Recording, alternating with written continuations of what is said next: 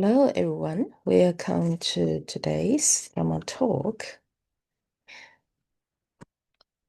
Okay, let's talk about something quite profound. Something touches even the more sensitive corners of human nature. In our relationships and in our careers, our hidden intentions, those first movements of the mind, quietly shape our final outcomes far more than we realize. We won't waste time with empty moralizing. Instead, let's examine this through the lenses of behavioral psychology and the law of cause and effect, looking at the small everyday actions we take without even noticing. When you meet someone new or when a contact introduces you to a potential resource, be honest. Don't you often pause and calculate in your mind, does this person have status, money, power? Will connecting with them benefit me? Is if there is no advantage, or worse, if it might cost me something, you put away. If there is clear benefit, you move closer. Many people shrug and say, that's just how the world works. It's only human.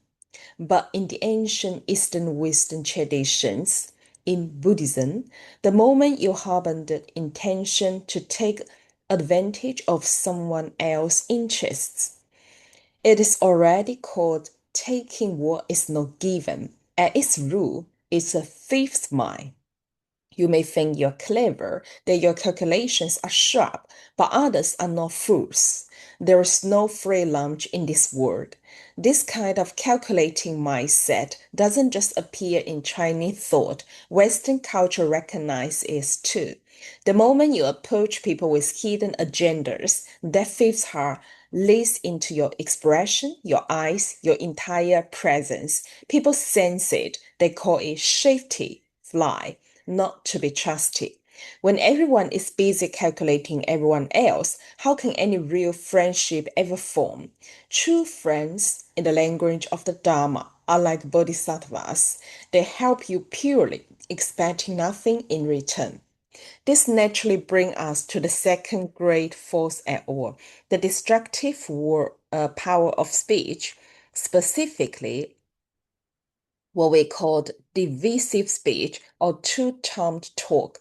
A lot of people think, what's the harm in a little gossip or stirring things up behind someone's back? But the evasive speech completely shatters other people's relationships and reputations, and the backlash destroys you as well. Once you develop this habit, you become like a cracked vessel, a leaking container. Imagine trying to farm in the desert. Rain finally falls, you add fertilizer, but everything drains away through the cracks. Only mud and sand remain. Nothing good can stay. The very faults you love to criticize in others will grow widely inside your own life. There is a striking case recorded in the Maha Sutra. 500 bodhisattvas, wanting to pull other teachers' followers into their own circle, engage in divisive speech. What happened? They lost every bit of merit and realization they had previously attained. Later, even Maitreya, the future Buddha himself, came to help him, yet he could only save 60 of them, 1 in 10. Their own karma had sealed them so tightly that they can no longer speak kind words.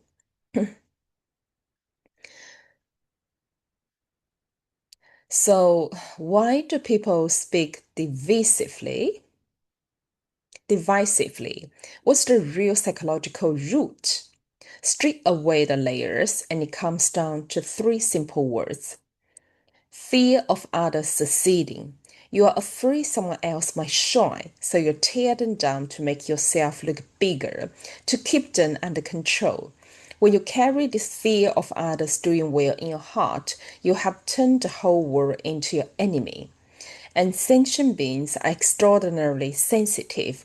They may forget all the good you once did for them, but the moment they feel you treating them as opponents, even through a grass or tiny shave in time.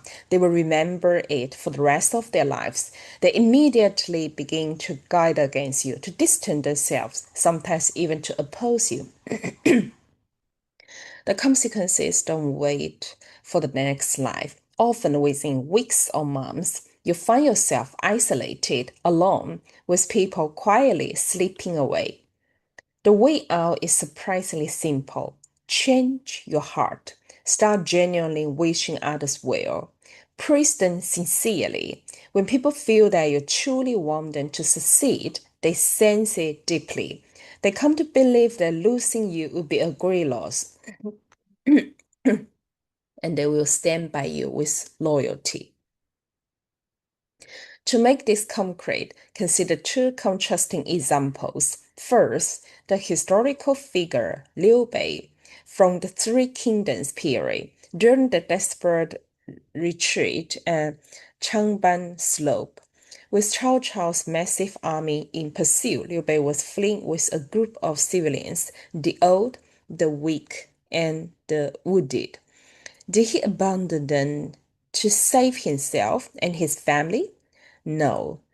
He chose to protect them even at the risk of his own life because he was willing to sacrifice his own interests for others. People trust him completely. They followed him with total devotion.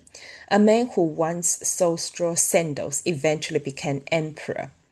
Now contrast that with a fictional but equally illuminating character, Mu Rongfu, from Jin Yong's demigods and semi-devils, born into royalty with every possible advantage. He was extremely shrewd and always calculated every move for personal gain, willingly sacrificing others along the way. In the end, he didn't build a powerful following. He destroyed the loyal people around him one by one. He finished his life broken and insane.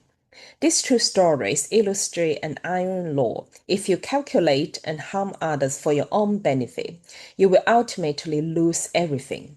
Only when you are willing to put others' interests above your own can you gain true, lasting success.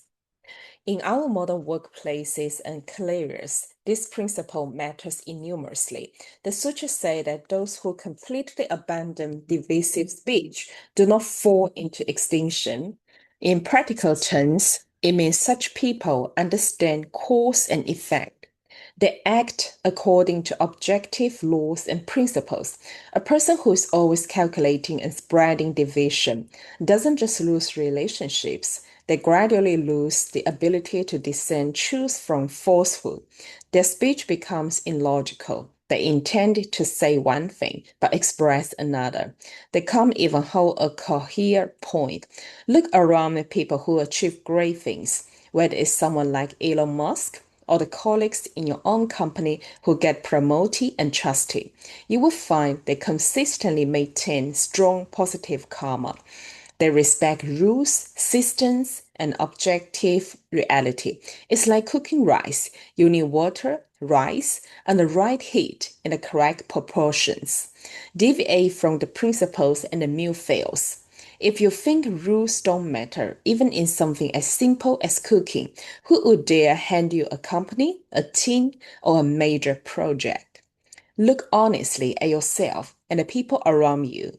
See whether they act according to principles, whether they genuinely wish others well. From that alone, you can clearly read their past karma and predict their future outcomes.